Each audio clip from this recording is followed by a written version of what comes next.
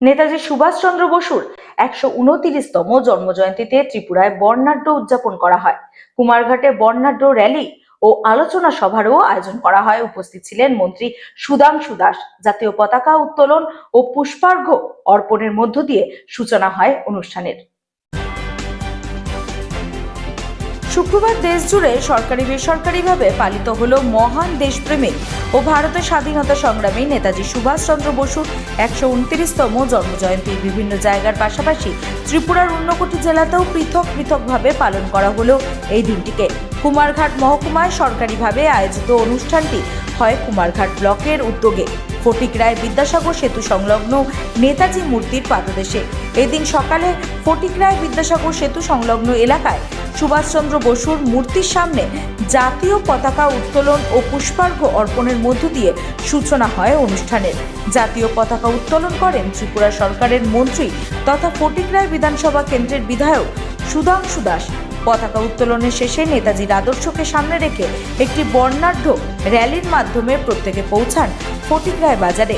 সেখানে অনুষ্ঠিত হয় আলোচনা সভায় আলোচনা রাখতে গিয়ে নেতাজি সুভাষচন্দ্র বসুর জীবনী, দেশের স্বাধীনতার জন্য তার আপোষহীন সংগ্রাম এবং আত্মত্যাগের কথা তুলে ধরেন মন্ত্রী সুধাংশু দাস।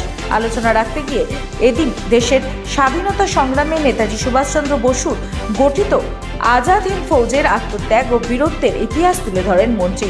পাশাপাশি নিজ বক্তব্যে তৎকালীন কংগ্রেস দলের ভূমিকার কঠোর সমালোচনা করেন তিনি। একই সঙ্গে বর্তমান কমিউনিস্ট বিচারধারায় বিশ্বাসী মানুষের রাজনৈতিক অবস্থান নিয়েও সমালোচনা মুখর হন Sudhanshu Das. Indian national army এগুলির অবদান কোনোভাবে স্বীকার করা যায় না, যেটা তিনি জাপান কিংবা জার্মানি গিয়ে তাদেরকে প্রশিক্ষণ দিয়ে কিভাবে স্বাধীনতা অর্জন করা যায় তার জন্য কিন্তু কাজ করেছে। এবং আমরা এটাও দেখেছি নেতাজি সুভাষচন্দ্র বসু কিন্তু আজাদ হিন্দ ফৌজকে নিয়ে সম্ভবত 1930 সালে অরুণাচলের দিকে প্রবেশ করে তিনি কিন্তু আমাদের জাতীয় পতাকা উত্তোলন করে সেই জায়গায় স্বাধীন হয়েছে বলে কিন্তু তিনি ঘোষণা দিয়েছেন। এটা কিন্তু আমাদের জন্য দুর্ভাগ্য। আসলে নেতাজি সুভাষচন্দ্র বসুর বিচারধারায় যদি সেই সময় জাতীয় কংগ্রেস পরিচালিত হতো তাহলে 1947 সাল পর্যন্ত কিন্তু আমাদের অপেক্ষা করতে হতো না এই দেশের স্বাধীনতা সম্পূর্ণ স্বাদ পাওয়ার ক্ষেত্রে। কারণ মহাত্মা গান্ধীজির সেই বীর চলো যে নীতি ছিল, অসহিংস আন্দোলন। আপনারা দেখুন 1942 সালের যদি আমরা ভারত ছাড়ো আন্দোলন দেখি তাহলে 1942 সালে ভারত ছাড়ো আন্দোলনের পরে কিন্তু আর কোনো আন্দোলন নেই। এই স্বাধীনতার এই ইতিহাস আমরা অনেকে জানি না। আমরা যেহেতু স্বাধীন করার জন্য, দেশকে স্বাধীন করার জন্য সবাই একত্রিত হয়েছিল, সেই সময় দেশের অনেক যুবকরা একত্রিত হয়েছিল, কিন্তু দেখা গেছে তাদের সেই উত্তপ্ত এবং তাদের যে স্পিরিট ছিল দেশমাতৃকার প্রতি, দেশকে স্বাধীন করার জন্য, সেটাকে কিন্তু থামিয়ে দেওয়া হয়েছিল 1942-এর পরে। একটাও কিন্তু মুভমেন্ট নেই ব্রিটিশদের বিরুদ্ধে।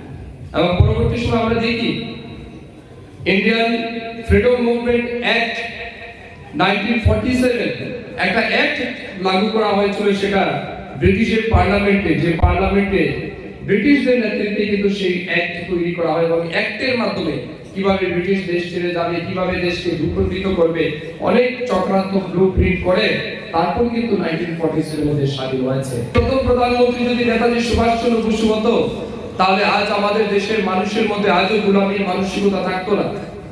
আজও আমরা দেখছি আমাদের দেশে গোলামীর মানসিকতা, ওই মুঘলের গোলামীর মানসিকতা আজও আমাদের দেশের নাগরিকদের মধ্যে আছে। কমিউনিজমের বিচারধারা আমাদের দেশের নাগরিকের মধ্যে আছে, যে বিচারধারাগুলি নিঃসন্দেহে দেশকে খণ্ড খণ্ড করতে অনেক বেশি কাজ করেছিল, আজও কাজ করছে। আজও আমরা দেখছি কমিউনিজমের বিচারধারা, ওই ইসলামিক মৌলবাদের বিচারধারা, মুঘল এম্পায়ারের বিচারধারা আমাদের দেশের মধ্যে বিদ্যমান। এবং সেই বিচারধারাকে পাথেয় করে এই দেশকে অশান্ত তৈরি করার জন্য বিভিন্ন চক্রান্ত কিন্তু আজ বিশ্বব্যাপী আমরা দেখছি, আমাদের দেশব্যাপী দেখছি। এদিনের কর্মসূচিতে অন্যান্যদের মধ্যে উপস্থিত ছিলেন ঊনকোটি জেলা পরিষদের সভাধিপতি অমলেন্দু দাস, কুমারঘাট পঞ্চায়েত সমিতির চেয়ারম্যান সুমিত দাস সহ মহকুমা প্রশাসনের একাধিক উচ্চপদস্থ আধিকারিকরা।